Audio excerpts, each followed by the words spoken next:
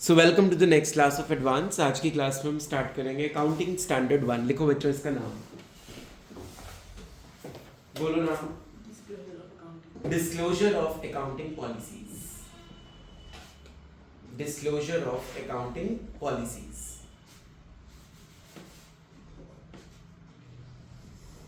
Disclosure of accounting policies. तो before I discuss the main topics of this chapter और this accounting standard, disclosure का मतलब क्या होता है? What do you mean by disclosure? Disclosure मतलब कुछ भी डिस्क्लोज करना। तो अगर मैं इसकी इंट्रोडक्शन में लिखूं, डिस्क्लोजर मीन्स हर चीज को ट्रांसपेरेंटली उसके यूजर्स को बताना। यूजर्स कौन होते हैं? जो हमारी अकाउंट्स की इंफॉर्मेशन को यूज करते हैं, whether they are internal users और whether they are external users. अच्छा, डिस्क्लोज किसको करना है? हमारी अकाउंटिंग पॉलिसीज को। तो इस एएस में सबसे पहला टॉपिक जो हमारा निकल के आता है वो ये आता है कि अकाउंटिंग पॉलिसी होता क्या है। तो लिखो नंबर 1 डाल के, what is accounting policy? What is accounting policy? These are specific accounting principles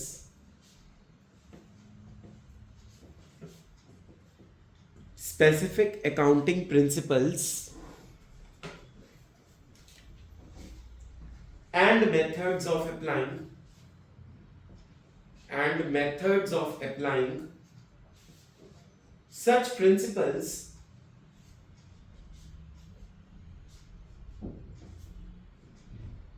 in preparation and presentation of financial statements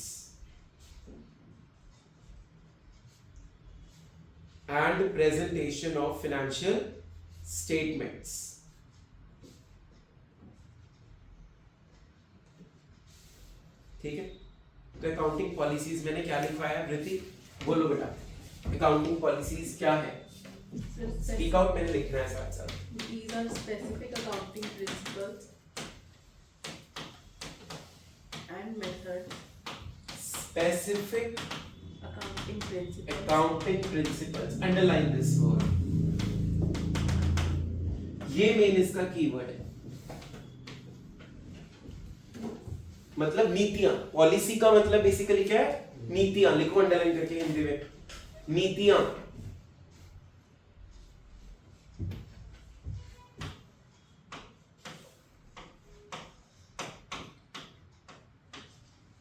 ठीक है, क्लियर है? Yes.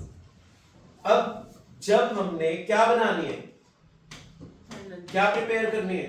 Financial. Preparation of financial statements. तुम्हें पता है फिनेंशियल स्टेटमेंट्स जब भी वर्ड आएगा तुम्हारे माइंड में नेक्स्ट टाइम अकाउंट्स पढ़ते हुए, तो 4 चीजें तुम्हारे माइंड से उसी वक्त निकलनी चाहिए मतलब याद आनी चाहिए। सबसे पहले प्रॉफिट एंड लॉस अकाउंट, उसके बाद हमारी फाइनेंशियल पोजीशन यानी कि बैलेंस शीट। और बैलेंस शीट हमेशा अधूरी है किसके बिना? Notes to accounts. और उसके बाद accounting standard 3, that is cash flow statements. ठीक है, तो इनको बनाने में जो हम नीतियों को यूज करते हैं उसको हम बोलते हैं अकाउंटिंग पॉलिसीज, जो रूल्स एंड रेगुलेशंस हम फॉलो करते हैं। अब हमने ना कुछ कंसेप्ट्स पढ़े थे बचपन में बहुत सारे, जैसे कि business entity concept, what else, going concern concept, materiality concept, याद है? Yes.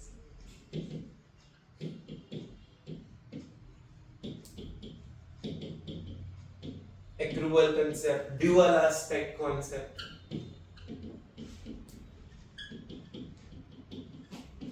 तो ये हमारी अकाउंटिंग पॉलिसीज में यूज हुए हैं क्या बनाने के लिए?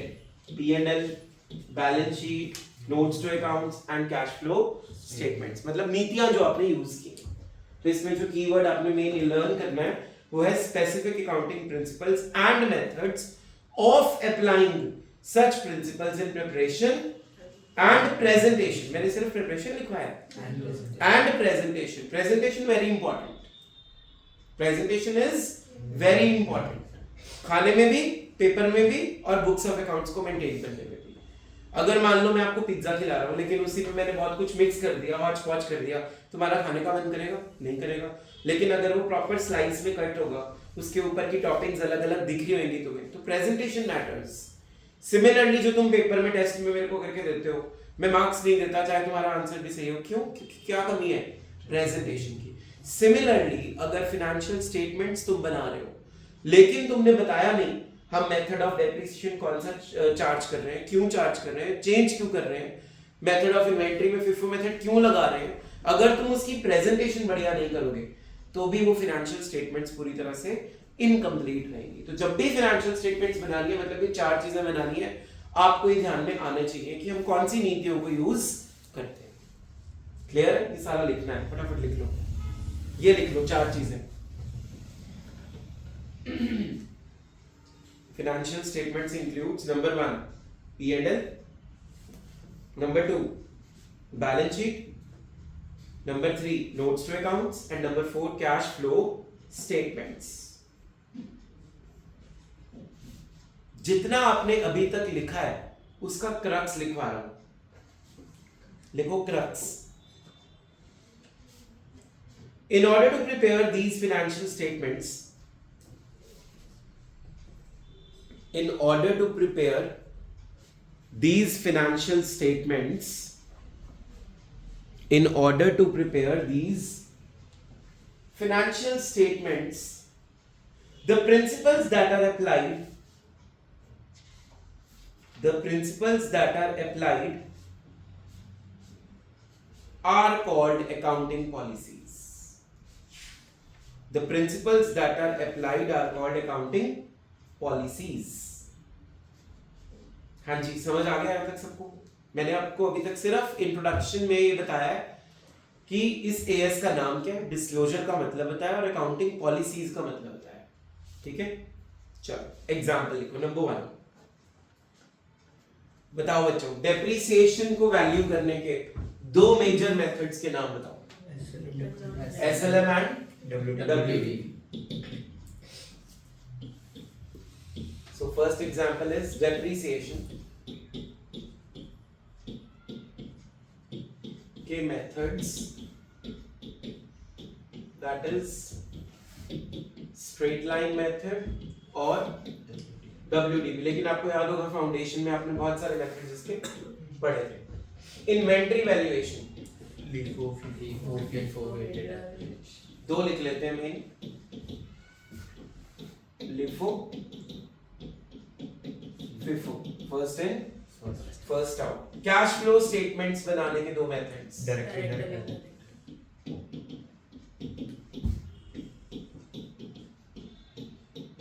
डायरेक्ट मेथड एंड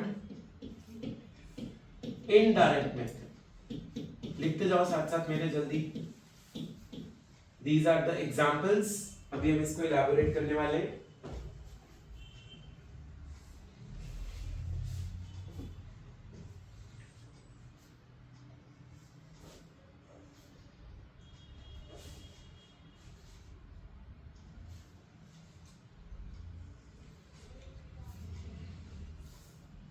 समझाऊं? लिख लिया?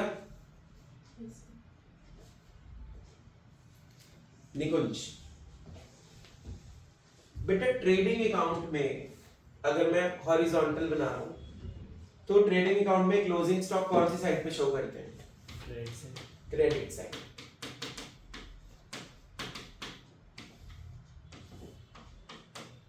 मान लो एक कंपनी है, उसका क्लोजिंग स्टॉक है 2 लाख रुपए।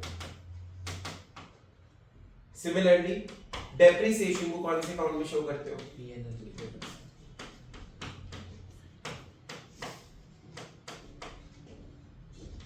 मान लो मैंने P&L में डेप्रिसिएशन कितनी शो करी हुई है? 60,000, ठीक है, आपको दिख रहा होगा। तो जब भी आप फाइनेंशियल स्टेटमेंट्स को देखते हो, आपको क्लोजिंग स्टॉक की वैल्यू दिखती है, डेप्रिसिएशन का अमाउंट दिखता है। क्या आप इस क्लोजिंग स्टॉक से ये अंदाजा लगा के बता सकते हो कि ये FIFO से वैल्यूड है या LIFO से वैल्यूड? Obviously not. क्या आप डेप्रिसिएशन के अमाउंट से ये अंदाजा लगा के बता सकते हो कि ये स्ट्रेट लाइन है, WDV है, या सम ऑफ डिजिट्स मेथड है, या लीज मेथड है? नहीं। समझ आ रहा है? Why this AS? इस AS की जरूरत क्यों पड़ रही है फिर? इसीलिए पड़ रही है क्योंकि जो चीजें आप डायरेक्टली शो कर देते हो उसकी डिटेल बताना कि ये अमाउंट कैलकुलेट किस मेथड के द्वारा हुआ है, ये अमाउंट ऑफ डेप्रिसिएशन किस मेथड से निकला है। हाँ, जो थर्ड एग्जांपल आपने लिखा है that is what? Cash flow statement. इनका फॉर्मेट ही अलग अलग है। डायरेक्ट मेथड का अलग है, ये AS3 में पढ़ाऊंगा, इनडायरेक्ट मेथड का अलग है। तो वो तो देख के पता लग जाएगा कि हम कौन से मेथड से क्वेश्चन को सॉल्व कर रहे हैं, या जो बुक्स में हमने शो किया होगा। Got it? लेकिन कुछ चीजें डिस्क्लोज नहीं कर पाते हम वहीं पे, तो एक बॉक्स बना के हम साइड पे लिख लेते हैं व्हाई दिस अकाउंटिंग स्टैंडर्ड। क्या आंसर लिखो इसका? We need to disclose. Disclose मतलब बताना to the users that by which method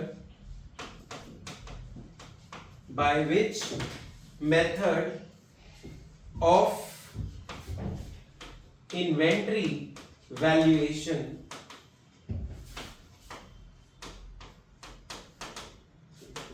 we have calculated the amount of closing stock.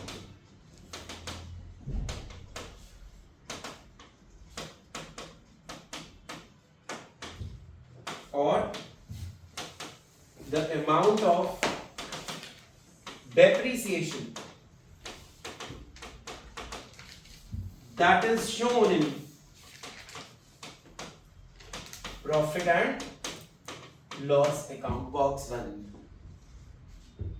तो इसमें कीवर्ड निकल के क्या आ रहा है, क्रक्स क्या निकल के आ रहा है? देखो, हमने किसको बताना है? यूजर्स को बताना है, डिस्क्लोज करना है कि ये जो 2 लाख का क्लोजिंग स्टॉक है ये हमने कौन से मेथड से वैल्यू किया, ये जो 60,000 की डेप्रिसिएशन है ये हमने कौन से मेथड से कैलकुलेट करी है। डिस्क्लोज करना हमारा मेन मकसद है, ट्रांसपेरेंट रहना है, हर चीज को डिस्क्लोज करना है, कुछ भी झूठ नहीं बोलना। हमारे यूजर्स को सब कुछ पता होना चाहिए। Am I clear? लिख लो जल्दी से इतना।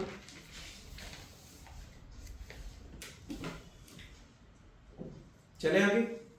अच्छा, अब मेरे को बताओ, जब मैं अकाउंटिंग पॉलिसीज को डिस्क्लोज कर रहा हूं, जब मैं अपनी अकाउंटिंग पॉलिसीज को डिस्क्लोज करता हूं,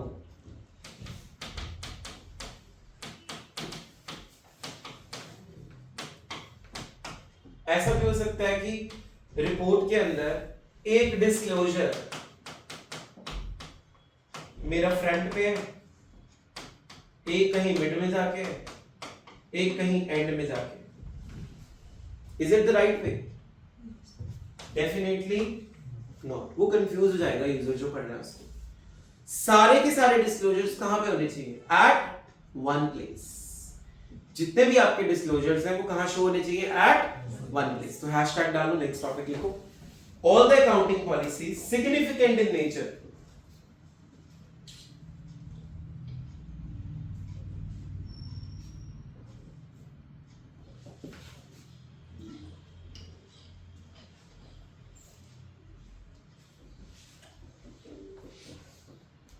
all the accounting policies significant in nature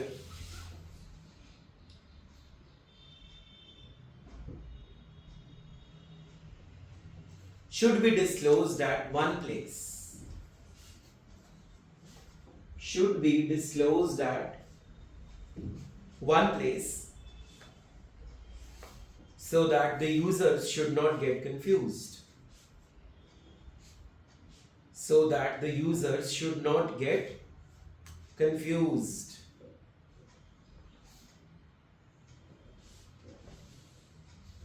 ठीक है जी, यहां तक समझ आ गया. नेक्स्ट हैशटैग डालो, चेंज इन अकाउंटिंग पॉलिसी. ये आपको AS5 में सेम टॉपिक मिलेगा. Change in accounting policies.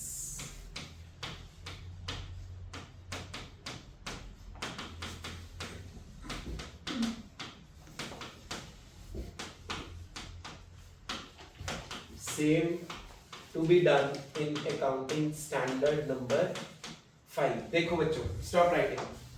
Accounting standard की जो पॉलिसी आप यूज कर रहे हो, जो आप अकाउंटिंग पॉलिसी को यूज करते हो, उसको चेंज करना है आपने. क्या बताओ, पहले तो ये बताओ, कैन इट बी चेंज्ड? अगर एक साल मैंने स्ट्रेट लाइन लगाया है, क्या अगले साल में WDV में जा सकता हूँ? यस, जा सकता हूँ. पर अकाउंटिंग पॉलिसी अगर आप चेंज करते हो ना, तो 3 रीजंस होने चाहिए उसके. कितने रीजंस होने चाहिए? 3 रीजंस. नहीं कुछ बता सकते हो? If law or statute requires.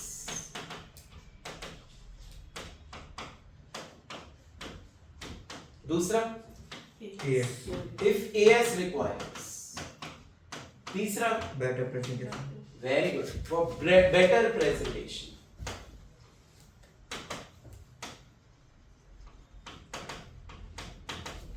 ठीक है, फटाफट लिख लो. या तो लॉ बोलता है चेंज करो. अच्छा, बेटर प्रेजेंटेशन किसकी? Of financial statements.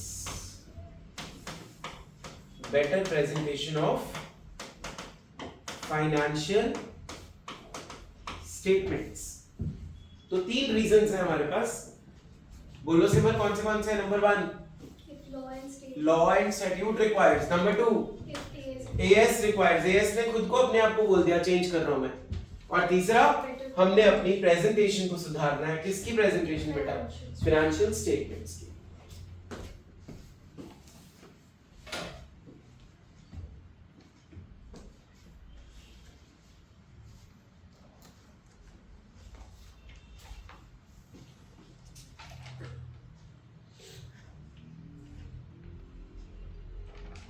ठीक है जी, दोबारा से देखो. Changes in accounting policy center में. Changes in accounting policies.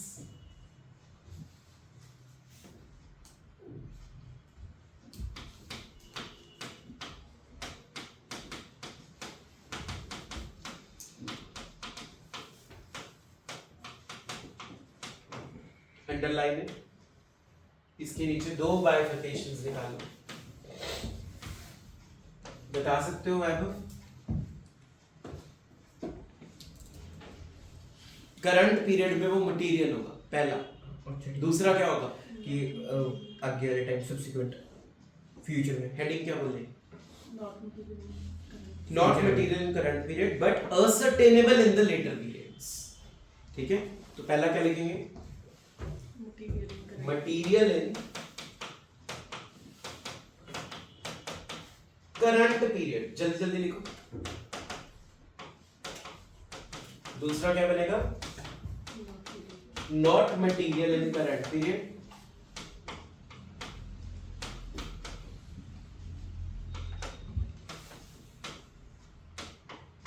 but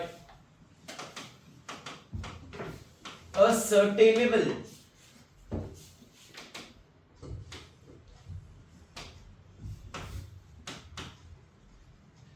in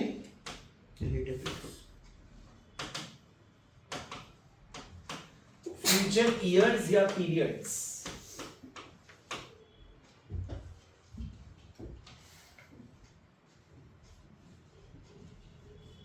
Nikunj, what do you mean by material in current period? What do you mean by the term material here?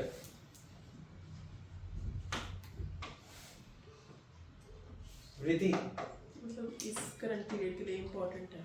very good. Material means it is important. लिखो underline करके. हो भी सकता है और नहीं भी हो सकता. अब कैसे? मटेरियल का मतलब तो तुम्हें पता लग गया, important. Stop writing now. मैंने बोला इंपॉर्टेंट हो भी सकता है और नहीं भी हो सकता। कैसे?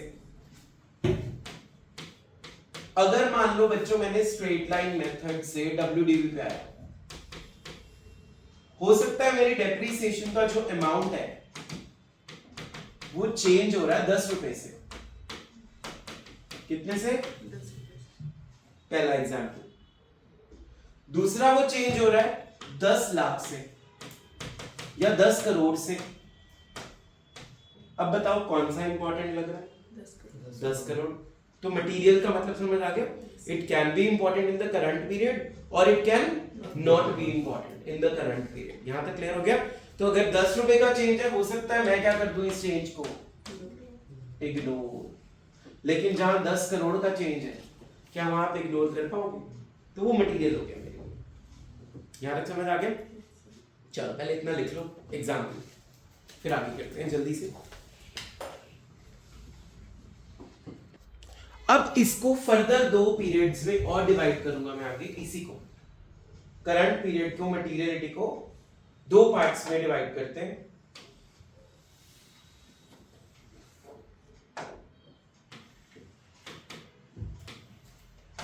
लिखो फर्स्ट के नीचे अमाउंट असर्टेन, दूसरे में क्या होगा?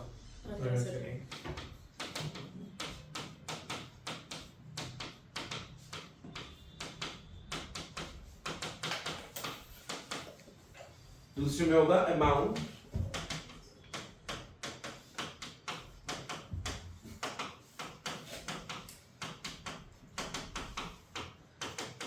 अनअसर्टेन, मतलब नॉट असर्टेन। ठीक है जी, पहले समझ लो फिर लिखना। अगर तो अमाउंट असर्टेनेबल है, जैसे मैंने बता दिया 10 रुपए, 10 करोड़, तो अकाउंटिंग स्टैंडर्ड बोलता है फिर इस अमाउंट को आप डिस्क्लोज करो। जहां पे आपने डिफरेंस निकाल दिया, जहां पे अमाउंट असर्टेनेबल हो चुका है, मान लो एसएलएम से WDV में जाते हुए 10 लाख का फर्क पड़ रहा है और मैंने 10 लाख कैलकुलेट कर लिया, तो मुझे अमाउंट को डिस्क्लोज करना चाहिए। तो इसका आंसर क्या लिख दूं? बोलो, अमाउंट शुड बी डिस्क्लोज्ड। चलो अब दूसरी साइड आओ। पहले क्या मतलब है उसका? अमाउंट अनसर्टेन का, असर्टेन नहीं हो पा रहा, मतलब बीइंग एन अकाउंटेंट अभी मेरे को टाइम नहीं लगा या मेरे को समझ नहीं आ रहा, मुझे टाइम लगेगा, लेकिन असर्टेन नहीं हो पा रहा, तो क्या मुझे डिस्क्लोज करना चाहिए? क्या लिखूं फिर मैं वहां पे? Very good answer, fact should be disclosed. Fact का मतलब क्या है यहाँ पे? कि अभी तो मैं डिस्क्लोज नहीं कर रहा, पर कुछ ना कुछ इसका बट इम्पैक्ट फ्यूचर में कर दूंगा। इसका फैक्ट का मतलब क्या है? अभी मैं डिस्क्लोज करने की हालत में नहीं हूं। तो क्या इसका आंसर बनेगा? बोलो, fact should be disclosed in the current period. In the current period, fact should be disclosed in the current period that we are unable to ascertain such amount. That we are unable to ascertain such amount. Similar, समझाना बेटा ये वाली side. Fact should be disclose. बैठे बैठे मतलब आप उसके जैसे नोट पे कि बता सकते हैं कि अभी हम डिस्क्लोज नहीं करेंगे, आगे की योजना हम डिस्कस करेंगे। उसका हम बेसिकली ये बता रहे हैं कि अभी हमसे अमाउंट निकला नहीं, 10 लाख जैसे इसमें निकल गया था, उसमें अभी नहीं निकला, कोई भी रीजन हो सकता है उसका, तो हमें ये रीजन देना है कि हम आगे चल के बता देंगे कि कितना अमाउंट होगा। ठीक है, समझ आ गया सबको? लेकिन उसका फैक्ट जरूर लिखना। क्लियर है एवरीथिंग? अच्छा, ये तो हमने कौन सा पॉइंट पढ़ा अभी? बोलो, मटेरियल इन द।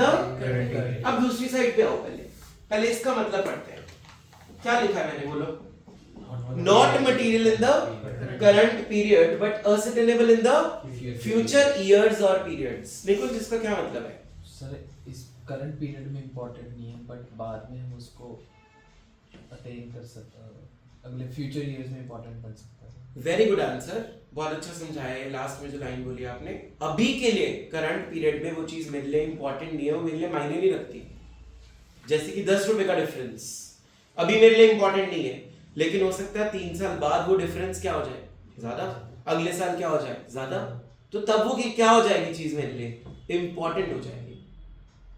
अभी वो मेरे लिए चीज इंपॉर्टेंट नहीं है, फ्यूचर में जाके वो क्या हो जाएगी इंपॉर्टेंट। तो इसका भी डिस्क्लोजर देना है, लिखो इसके नीचे, fact of such change in later period should also be disclosed in the current period। क्या आंसर है इसका, बोलो प्रीति, क्या बोला मैंने?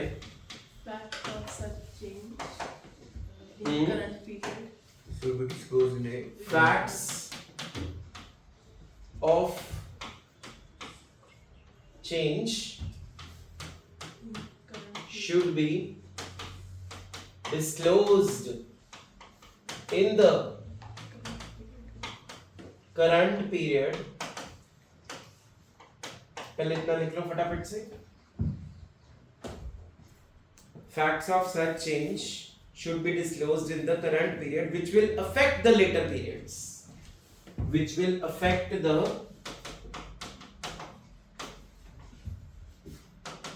later periods।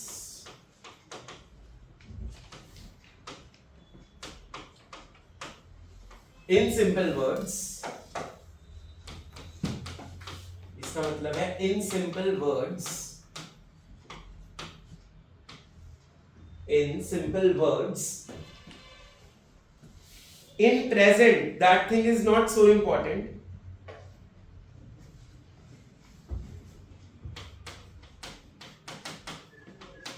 that thing is not so important in the current period,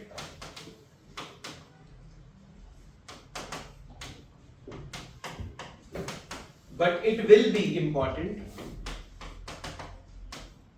but it will be important in the, बोलते नहीं, future periods। So this fact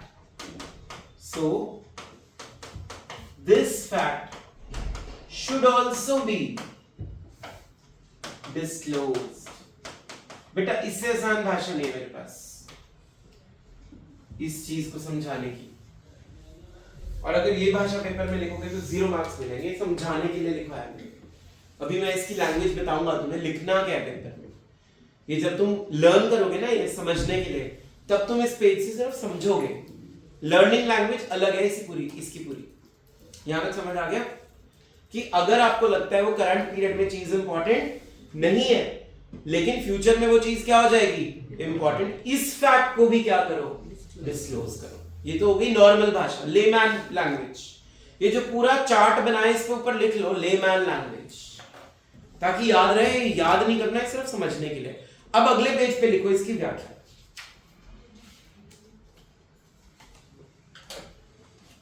बोलो,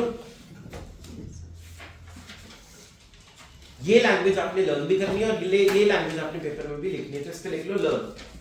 right out any change in accounting policy, any change in the accounting policy which has a material effect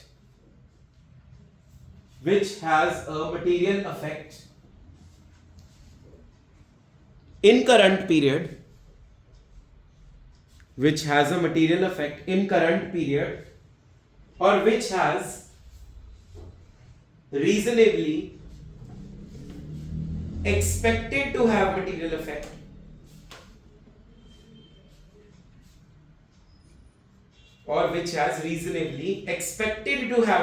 effect in the later period shall be disclosed। अब relate करो chart के साथ, इस line को relate करो अपने chart के साथ। देखो समझ आया? reasonably expected to have material effect in later period shall be disclosed या should be disclosed। shall be नहीं, should be disclosed है, होना ही चाहिए, should be disclosed। हाँ जी तन्मय समझ आ रहा है? Hashtag in case of accounting policies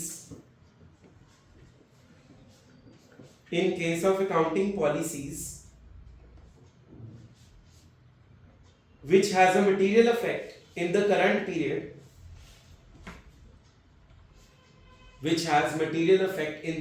period the amount, underline the amount of which is affected by such change, the amount of which is affected by such change, the amount of which is affected by such change should also be disclosed,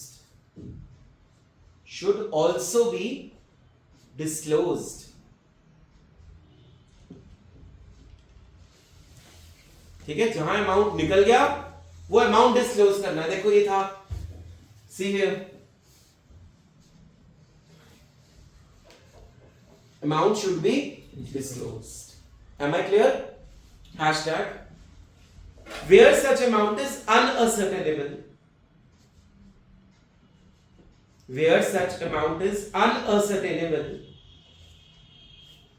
wholly or partially,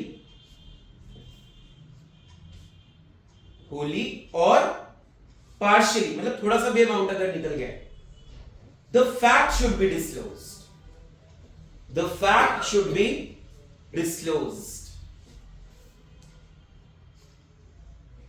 बताओ ये भी था, board पे है देखो, जहां पे amount ascertainable नहीं हुआ तो उसका क्या डिस्क्लोज होना चाहिए? फैक्ट।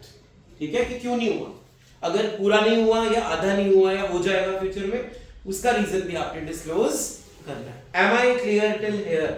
बोलो कोई डाउट है किसी को? एक बार फटाफट से तीनों चीजें पढ़ो और अपने चार्ट के साथ रिलेट करो, फिर आगे करते हैं। Make it fast. लिखो जी, how to select an accounting policy,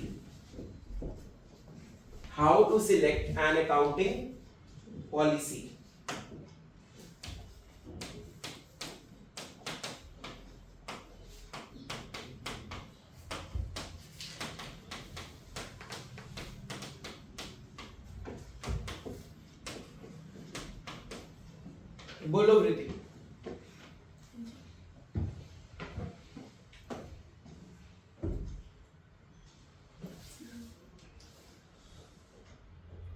मान लो मैंने स्ट्रेट लाइन मेथड चूज किया, क्या सोच के चूज किया होगा?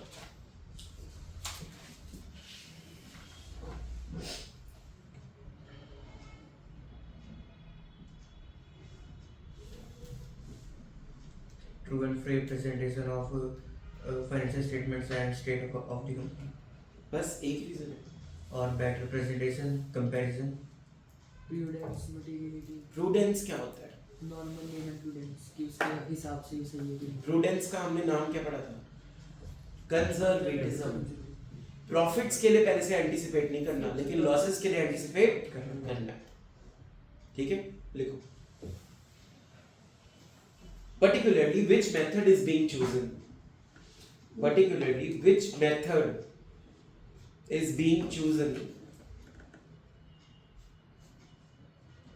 On what criterias we should choose our accounting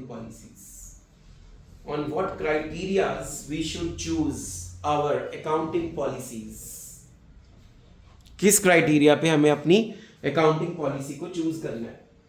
On what criteria we should choose our accounting policies? पहला पॉइंट लिखो, number 1, true and fair view. First reason क्या है?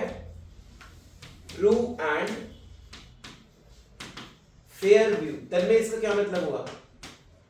कि वो एक्चुअल में ट्रांसपेरेंसी मेंटेन कर रहे हैं, नहीं मतलब हम सब कुछ सच बता रहे हैं, हम कुछ भी झूठ नहीं बोल रहे। Everything should be disclosed. पहला पॉइंट क्लियर हो गया। Number 2, materiality. ऑडिट में भी पढ़ा है पॉइंट बहुत बार हमने, मटेरियलिटी। वृत्ति, यहां पे मटेरियलिटी का मतलब क्या है? बोलो क्या मतलब है? इंपॉर्टेंट। जितनी भी इंपॉर्टेंट चीजें वो सारी डिस्क्लोज करनी है। मतलब हमें ये ध्यान में रखना है कौन सी चीज इंपॉर्टेंट है और कौन सी चीज इंपॉर्टेंट नहीं है, ठीक है। Number 3, conservatism, that is prudence. Conservatism,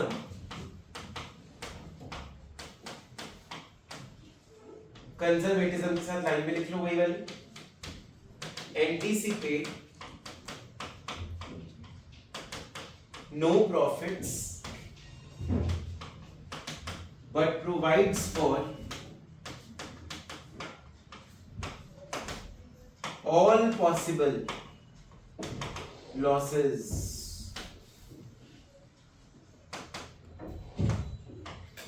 Anticipate no profits but provides for all possible losses. एक और रीजन है इसका, substance over form। चौथा पॉइंट एक और है, सब्सटेंस ओवर फॉर्म। वृत्ति क्या मतलब है बेटा इसका?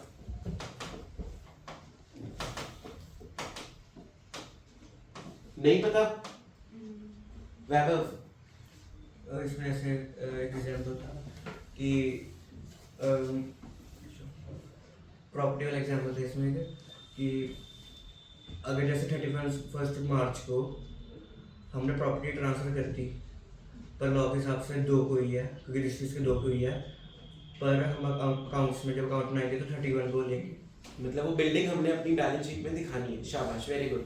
तो हम इसको एक वर्ड में अगर एक्सप्लेन करें ना, ये बोल सकते हैं, जो इसने एग्जांपल दिया उस एग्जांपल के बेसिस पे मैं लिख रहा हूं, economic reality is greater than legal reality। तुमने वैभव को ध्यान से सुना? मैं एग्जांपल रिपीट तो ना करूं। बिल्डिंग बेच दी उसने अपनी, हमारे अकॉर्डिंगली 31 मार्च को बेच चुकी थी, लॉ के अकॉर्डिंगली नहीं, मैंने उल्टा बोल दिया, लॉ के अकॉर्डिंगली कब बिकी है वो?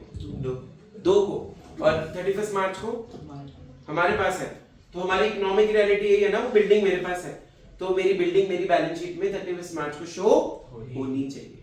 इसको क्या बोलते हैं हम? Substance over form. इसको हम डिटेल में आगे भी पढ़ेंगे, बहुत बार ही आएगा ये। तो अभी बस ये लिख लो, economic reality is greater than legal reality. सच बोलना है, मतलब घूम फिर के एक ही बात बोल रहा है वो बार बार। ट्रू पोजीशन, इकोनॉमिक रियलिटी का मतलब क्या है यहाँ पे? बोलते नहीं, ट्रू पोजीशन।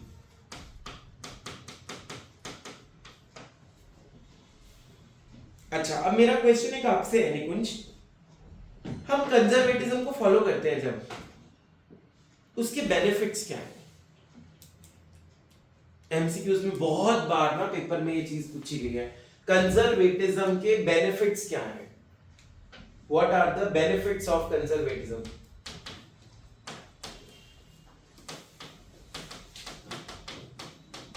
प्रूडेंस को फॉलो करते हो आप, लॉसेस के लिए आप पहले से तैयार रहते हो, तो क्या बेनिफिट्स हैं इसके? नंबर 1, नहीं पता प्रीति? तो जैसे हम प्रोविजन बनाते, तुम्हारी लायबिलिटी में आगे जाके बर्डन करती। यहाँ प्रोविजन को लायबिलिटी से रिलेट मत करो, पहले ये बताओ P&L में प्रॉफिट ओवरस्टेट होगा कि अंडरस्टेट होगा? ओवरस्टेट हो सकता है अगर हम ये यूज ना करें। अगर हम ये यूज ना करें, फॉर एग्जांपल मैंने प्रोविजन फॉर डाउटफुल डेट बना ली, ठीक है, तो जब मैं प्रोविजन बनाऊंगा, मेरे जीपी इधर होता है P&L में और इधर प्रोविजन का अमाउंट मैंने लिख दिया, तो उससे मेरा नेट प्रॉफिट क्या हो जाएगा? कम। तो profit will not B overstated. पहला बेनिफिट क्या निकल के आया, बोलो? Profits will not B overstated. अच्छा, अब इसी के साथ देखो, जब ये प्रोविजन मैंने बना ली, बैलेंस शीट में एसेट्स में से, डेटर्स में से इस प्रोविजन को क्या करते थे? तो एसेट्स के साथ क्या रिलेट कर सकते हो इसको? एसेट्स भी अंडरस्टेट हो रही है ना, तो इसके क्या दूसरा बेनिफिट क्या है? Assets will not B overstated. देख सकते हैं? बोलते नहीं? सेकंड बेनिफिट क्या निकल गया? Assets will not B overstated. Vaibhav, third benefit निकालो बेटा। Losses not understated. लॉसेस के लिए उल्टा बोल दिया उसने, अगर प्रॉफिट्स ओवरस्टेट नहीं हो रहे तो लॉसेस क्या नहीं होंगे? अंडरस्टेट। अगर एसेट्स के बारे में क्या लिखा है कि एसेट्स ओवरस्टेट नहीं होगी, तो लायबिलिटीज के बारे में क्या लिखते हैं? Are not understated. तो तीसरा पॉइंट क्या बनाऊं, बोलो? लॉसेस साथ साथ लिख लो, will not be understated. Fourth, liabilities will not be understated. तो ये 4 पॉइंट्स बना दिए हमने बेनिफिट्स ऑफ प्रूडेंस के, जिसमें से बार बार हमारा एमसीक्यू में रिपीटेडली क्वेश्चन पूछा जाता है.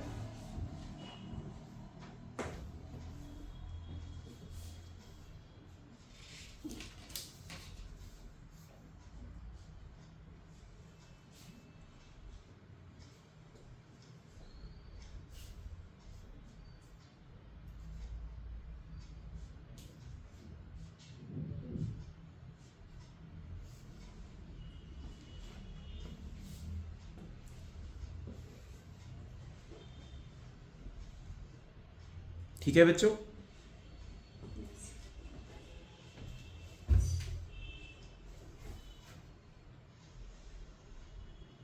नेक्स्ट टॉपिक का नाम है हमारा fundamental accounting policies.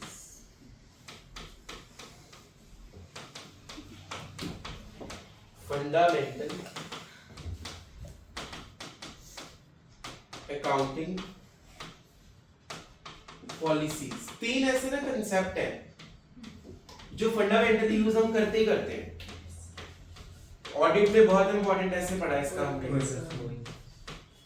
Going concern basis. Number 2 consistency. accrual basis. Number 3 consistency. ध्यान से सुनो, बाद में लिखना.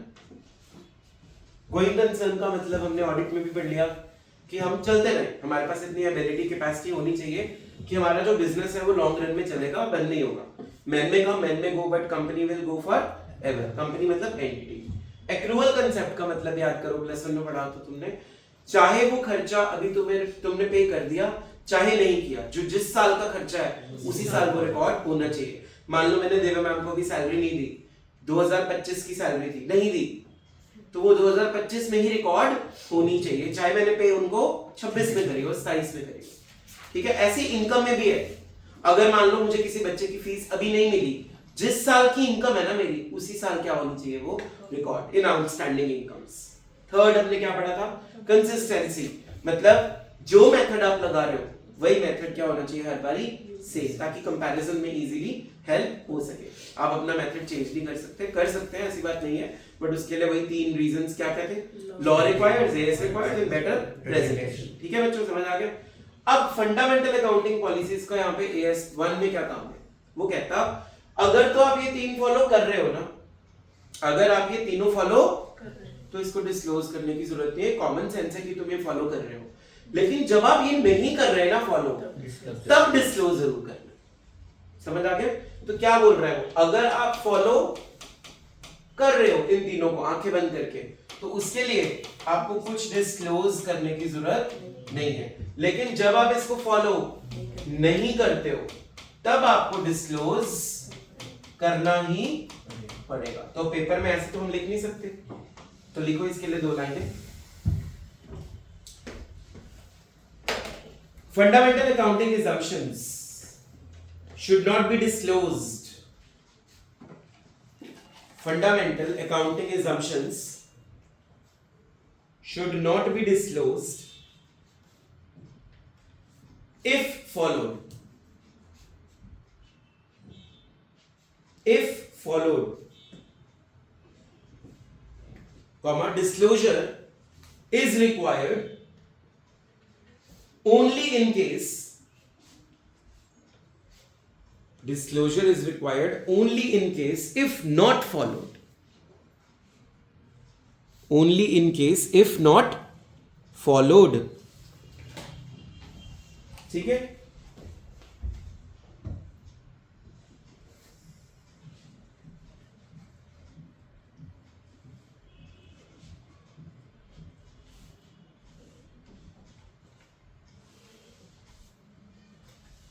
तो AS 1 में हमने सब कुछ यूजर्स को ट्रांसपेरेंटली बताना होता है अपनी अकाउंटिंग पॉलिसीज के बारे में. यूजर्स इंटरनल भी होते हैं और एक्सटर्नल भी होते हैं. अकाउंटिंग पॉलिसीज मतलब स्पेसिफिक नीतियां जो आप यूज करते हो, तो in preparation of financial statements, financial statement जब भी वर्ड आएगा तो क्या वर्ड्स आने चाहिए हमारे माइंड में, बोलो फटाफट। Profit and loss account, balance sheet, notes to accounts and cash flow statement. तो इनको बनाने के लिए बहुत सारे कांसेप्ट्स का यूज होता है, उनके बारे में आपने डिस्क्लोज करना है। इसके एग्जांपल्स में आपने लिखा था स्ट्रेट लाइन मेथड या WDV मेथड, FIFO मेथड या LIFO मेथड, जो भी आप फॉलो कर रहे हो उसके बारे में आपको डिस्क्लोज करना है, क्योंकि ट्रेडिंग अकाउंट में दिया हुआ क्लोजिंग स्टॉक या प्रॉफिट एंड लॉस अकाउंट में दी हुई डेप्रिसिएशन कभी भी अपने आप में ये बताएगी नहीं कि आपने कौन से मेथड से उसको कैलकुलेट किया था। तो इस AS की नीड क्या है, ताकि आप बता सको यूजर्स को कि किस मेथड से आपने उसको कैलकुलेट किया है, जिसको भी आपने शो किया है। अकाउंटिंग पॉलिसीज के डिस्क्लोजर अलग अलग पेज पे नहीं होने चाहिए, they should be at only at one place, single place. Change in accounting policies, ये AS 5 का भी टॉपिक सेम रहेगा। जब भी लॉ बोलेगा कि चेंज करना जरूरी है, जो अकाउंटिंग स्टैंडर्ड खुद को चेंज करना चाहता है या फिर for better presentation. Changes in accounting policies, इसके बारे में अब ये वाली लैंग्वेज नहीं करनी, जो मैंने आपको नोटबुक्स पे लिखाई है वही यूज करना।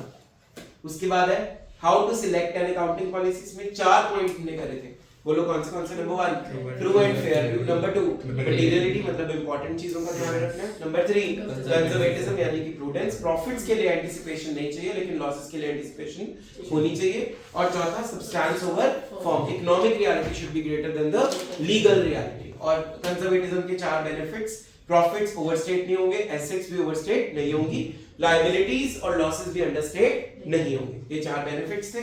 3 पॉलिसीज अगर आप यूज कर रहे हो, going concern, accrual and consistency, तो इनके बारे में आपको कुछ डिस्क्लोज करने की जरूरत नहीं है, लेकिन अगर आप इनको डिस्क्लोज नहीं करते हो तब आपको इसको डिस्क्लोजर देने की बहुत ज्यादा जरूरत है। With this your AS1 is fully completed.